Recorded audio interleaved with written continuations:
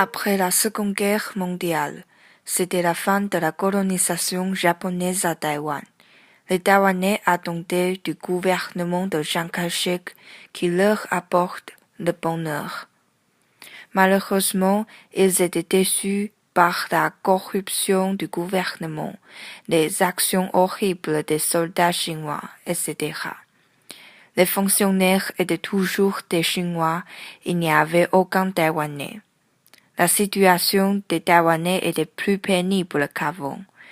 Pour les Chinois, les Taïwanais étaient éduqués par le gouvernement japonais, donc ils n'étaient pas confiants.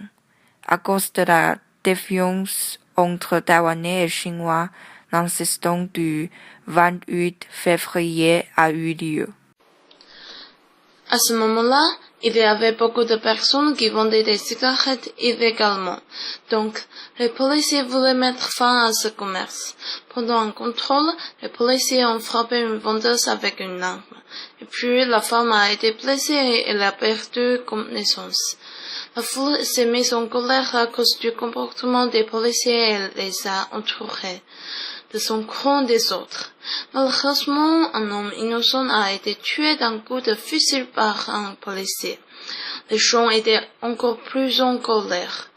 Ce soir-là, environ 600 personnes ont entouré le bureau de police en demandant le tueur. Mais la police n'a pas répondu. Le lendemain, le 28 février 1947, les gens ont lancé une grève et fait des manifestations. Le gouvernement a essayé de contrôler la situation. Du coup, il a réprimé le peuple avec des militaires. À la fin, beaucoup de personnes ont été blessées ou tuées dans cette révolte. C'est tout ce qui s'est passé pendant l'incident du 28 février. Et quelles sont les conséquences de cet événement? Évidemment, aujourd'hui, le 28 février est un jour férié.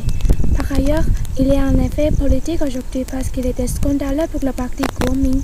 Et pendant l'élection, l'autre parti qui s'appelle le parti Minjing, il critique toujours sur ce sujet. Mais pourquoi c'était scandaleux pour le parti Kuoming?